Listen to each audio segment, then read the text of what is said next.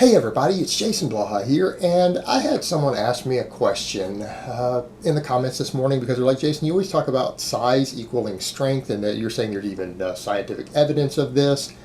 Why is it then that I just saw Sheamus from the WWE, who's like 6'4", about 260, only bench pressed 300 pounds the other day, but then you got guys like Alpha Destiny who's benching like in the 340s or something, or 350, whatever it is he did at his last meet. That's a great question, so let me put on my +5 out of weaponsmithing, work on skilling at my crafting a little bit, and let's talk about this.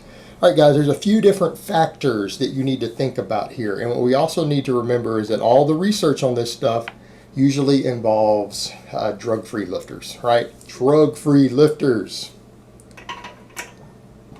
In other words, drugs can skew these numbers, and in fact, in pound-for-pound strength in classes in powerlifting, using drugs doesn't usually give you that big of an advantage. It lets you move to a different weight class by gaining more muscle, but oftentimes if you're not very, very careful, you can end up getting too big for your strength. So there's a tricky balance with that stuff.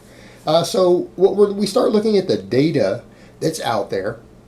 And you got guys like Greg Knuckles, and he even worked with Dr. Brad Schoenfeld and a bunch of this stuff, and they did stuff, and then Greg had even run Knuckles has run numbers to where he says that he can calculate based upon a powerlifter's height, their weight, estimated body fat, that he can estimate once he gets their lean body mass and knows their height, he can almost pinpoint what their raw powerlifting total is going to be, right? He can get very, very close, and we're talking within 5%.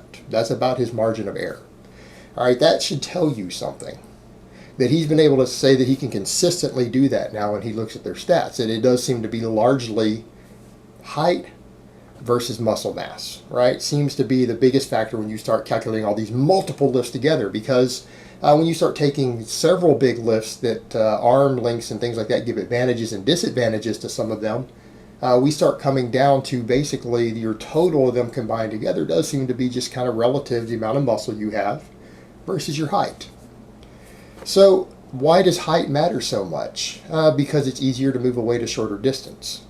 And what you usually find, the strongest men in the world tend to be tall.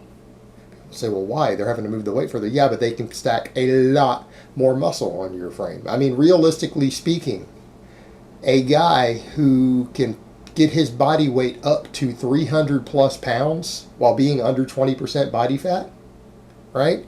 If you can get your body weight well over 300 plus pounds without being fat, like being under 20% body fat, because of the size of your frame, there is no way a 180-pound person is going to lift as much weight as you, even though they're moving at a shorter distance, because you just have so much an enormous amount of muscle mass. The tallest guys with the biggest frames do tend to be the strongest, but their pound-for-pound strength is horrific. It is horrifically bad. Like the Mountain, the guy who played the Mountain, when he won the World's Strongest Man, the guy's bench press is only like 1.2 times his body weight. Yeah, let that sink in. But his bench press is monstrous. The guy can't even strict press his body weight. His standing press is less than his body weight. But it's monstrous. It's still like 400 pounds. How many guys you know who can strict press 400 pounds standing?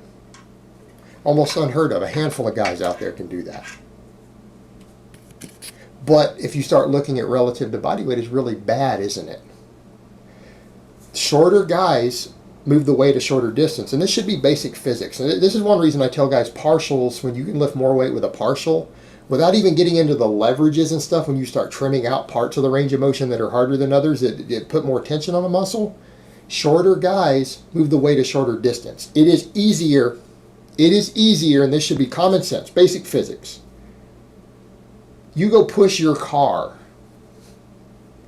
down the road without the momentum going of it. Is it easier to push the car 10 feet or 20 feet? I want you to stop and think about that. It takes more work to push it 20 feet. You get and you pick up a 500-pound farmer's walk, right? You pick up something 500 pounds and try to carry it. Should be common sense here. Is it harder to carry it 10 feet or 20 feet? So when you start understanding this, when someone lifts more weight who is much, much shorter, they're not necessarily stronger. They are able to lift more weight through the range of motion. But if you're moving a weight 10 inches and someone else has to move the weight 20 inches, they have to be stronger than you to lift the same weight. They have to be stronger than you to lift the same weight.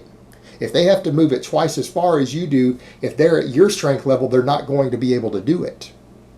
Does that make sense? The distance moved matters. Now, when we're talking about strength sports, we're not measuring distance moved, so that goes out the window. That's why weight classes and height and everything matter tremendously in strength sports. People with shorter arms are going to bench press a hell of a lot more weight with the same amount of muscle. All right, they don't need as much muscle to bench 400 pounds as a guy with longer arms does. They don't have to have it. They don't have to have as much strength because it's easier. A guy with stumpy legs can squat 500 pounds a hell of a lot easier in terms of force generated and work done than a guy with longer legs. So this is where you start seeing these discrepancies. Right? This is where we see the discrepancies. You take someone who's 5'3", 5'4", with short arms who does a lot of bench pressing, doesn't really train their legs, so their body weight's going to be lighter because they don't train legs. You would expect them to, for their body weight, to have a fantastic bench press. If they really focused hard on the bench press, it's going to be strong. If they train their legs, their ratio is not going to be as good because they might be carrying, more body weight. But they have short arms and they practice the bench a lot, they're going to be pretty strong on it relative to their body weight. Now, you take a guy like Sheamus, so you look at how he trains, it really is a lot of fluff and pump. And it's fair to assume he may or may not be using illicit substances. And when you start combining those two things together, you tend to get fantastic hypertrophy, but maybe not the best strength relative to your size at that point. If you've trained that way under the heavy use of anabolics.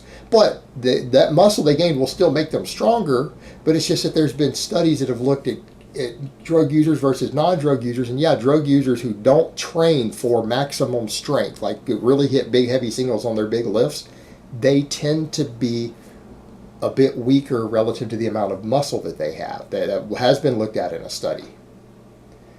But if they train really heavy, they tend to be monstrously strong.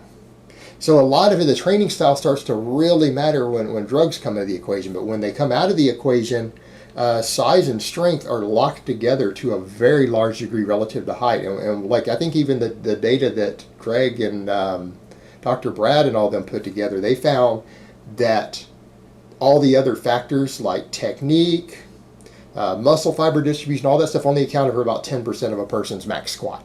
In other words, that if you do a DEXA scan on someone and you know their height and they've learned how to do the squat, they perform the basic exercise, they know the basics and they've trained it a little bit, because obviously you can't squat if you've never done a squat.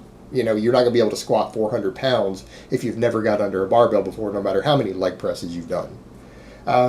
So, fair point. So if they know the basic movement and they practiced it, that, their muscle mass relative to their height could estimate within a 10% of what they could squat for a 1 rep max.